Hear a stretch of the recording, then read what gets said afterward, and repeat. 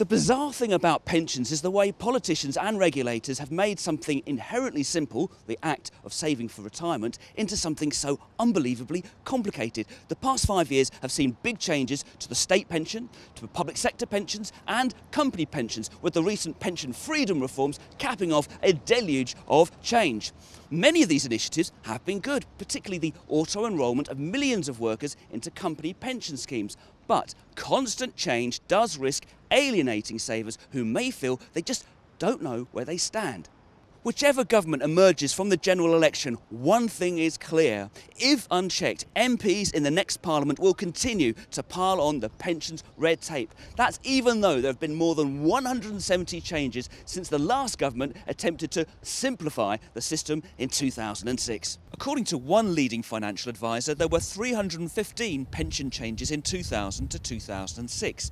That means in this century there have been nearly 500 pension rule changes. In the previous 39 years, there were just 84. Savers and pension providers are fed up with this constant tinkering. So I'm proposing the Citywire Pension Manifesto, a new deal for savers and pensioners.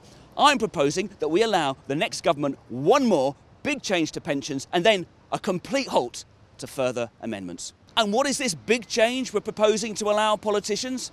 It's pension tax relief. The election campaign has seen a remarkable consensus among the three main traditional parties.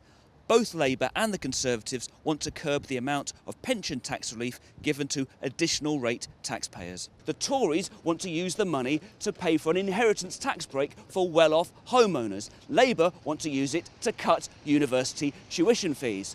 The Liberal Democrats are considering a flat rate of pension tax relief, which would mean everyone's pension contributions were boosted by the same amount, irrespective of how much tax they pay.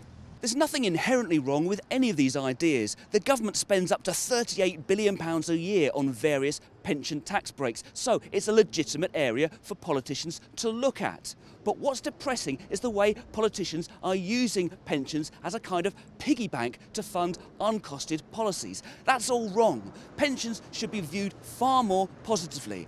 They are a solution to one of the biggest challenges we face. The fact is that we're living longer and we need to save a lot more for retirement. Besides, the government has already cut annual and lifetime contribution limits into pensions. These are already reducing the size of the tax relief bill. One of the big problems of pensions is that many people don't understand how they work. Breaking the long-standing link between the amount of tax you pay and the amount of relief you get on pension contributions does risk turning people off. But here's the deal. We'll allow politicians one more bite at the pension tax relief pie in return for no more changes to pensions legislation. We agree with those who are calling for a new National Pension Commission to take stock of all the changes there have been before allowing any more. Pensions need a long period of benign neglect from politicians so that savers can carry on doing what they do best, saving.